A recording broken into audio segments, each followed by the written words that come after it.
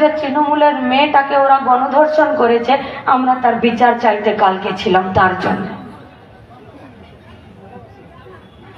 আমাদের সাথীরা ওদের জন্য জামা কাপড়, ব্রাশ, টুথপেস্ট কিনে দাঁড়িয়ে আছে। কেন জানেন? যে ওরা আজকে আলিপুর পুলিশ কোর্ট থেকে বেরিয়ে যাবে না, ওদেরকে সব আলাদা আলাদা ভ্যানে ভরে আর কোথায় পুলিশ কাস্টাডিতে না কোথায় জেল কাস্টাডিতে ভরে দেবে। তার জন্য পটলের ছেলে, ঠিক বলেছি না? ফকরের ছেলে, ঠিক বলছি না? আমি জানতাম না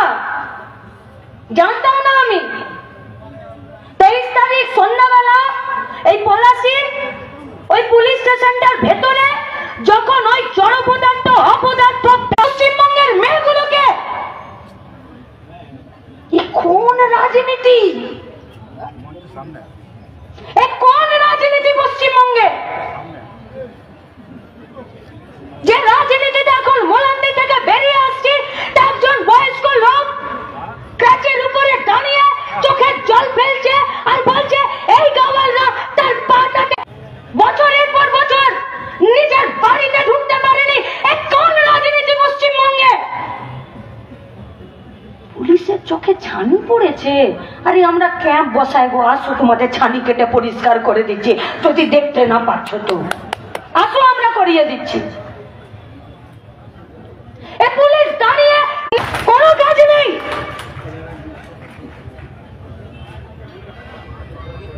পুলিশদেরকে বলছি, পশ্চিমবঙ্গের বাড়ির ছেলে মেয়ে আপনারা যা অন্যায় করছেন, আপনারা জানেন না আপনারা কি অন্যায় করছেন?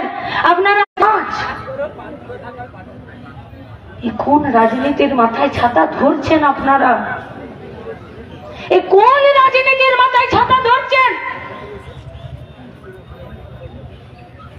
ভোট হবে আর লাশ পড়বে পশ্চিমবঙ্গে।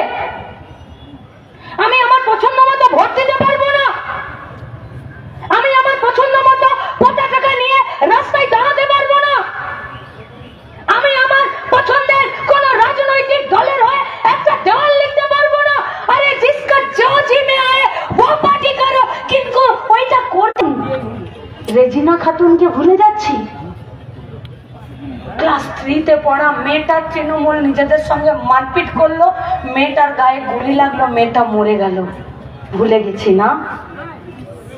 ভুলে যাচ্ছি প্রতিদিন, কারণ প্রতিদিন নতুন ঘটনা। সোনারপুরের মিশনারিতে 80 বছরের সন্ন্যাসী মা, সন্ন্যাসী মা খ্রিস্টান মিশনারিতে থাকে। কই কই কই সোনারপুরের খ্রিস্টান মিশনারি মা কই? নেই পশ্চিমবঙ্গে। মুখ লুকিয়ে পশ্চিমবঙ্গ থেকে চলে গেছে আমার মা, চলে গেছে। বানপুরের পুষ্পা ঠাকুর 3.5 ফুটের একটা বাচ্চা মেয়ে, 3.5 ফুটের,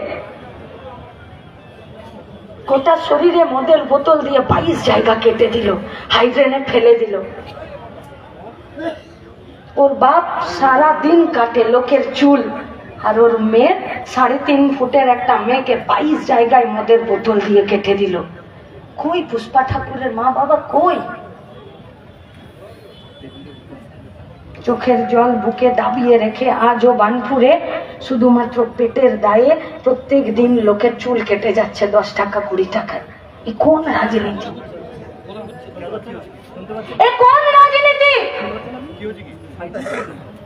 রূপনারায়ণপুরের পলিটেকনিক্যাল কলেজে একটি মেয়েকে জোর করে টিএমসিপির ইউনিয়ন মদ খাওয়ালো, তার শ্লীলতাহানি করলো। মাকে বাপকে নিয়ে রূপনারায়ণপুরের পলিটেকনিকের মেয়েটা রূপনারায়ণপুর ছেড়ে দিল মেয়েটা। কামদুনি, মধ্যম গ্রাম, গেদে, গাইঘাটা, বগডুই, আনিস, সুদীপ্ত, মইদুল, স্বপন, সৈফুদ্দিন, মার্শাল, রাত কাবার হয়ে যাবে রাত। এ কোন রাজনীতি পশ্চিমবঙ্গের বুকে? কোন রাজনীতি? দরকার নেই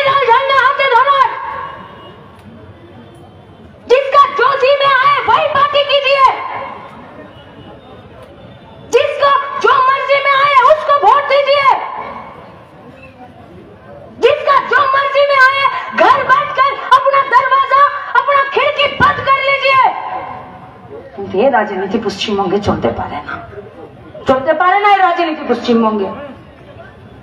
এ কোন রাজনীতি? আজই করে মেয়েটাকে মাথার চুলগুলোকে টেনে টেনে ছিঁড়ে ফেলে দিল গোটা সেমিনার হল। গলার হাড় থেকে পেলভিক বোন পর্যন্ত ভেঙে দিল, চোখের মণি থেকে রক্ত বেরিয়ে গেল, মাথার চুলের কাটা ক্লিপটা আধা অংশ যৌনাঙ্গে ঢুকিয়ে দিল। বিজ্ঞান বলছে, ডাক্তার বলছে, পোস্টমর্টম রিপোর্ট বলছে, দৈত্য ছাড়া দানব ছাড়া এই কাজ একা একজনে করা যায় না। রাজ্যের মুখ্যমন্ত্রী বলে দিল যে সিভিক ভলেন্টিয়ার সঞ্জয় রায় করেছে, আর মুখ্যমন্ত্রীর বানানো সাজানো বাগানে সিবিআই হাঁটা চলা করতে করতে বলে দিল সঞ্জয় রায় করেছে। এটা রাজনীতি? মর্গে থাকা ডেড বডির সাথে সহবাস করিয়ে পর্ন ভিডিও বানিয়ে বেচেছে সন্দীপ ঘোষ, বেচেছে। একটি মেডিকেল কলেজের প্রিন্সিপাল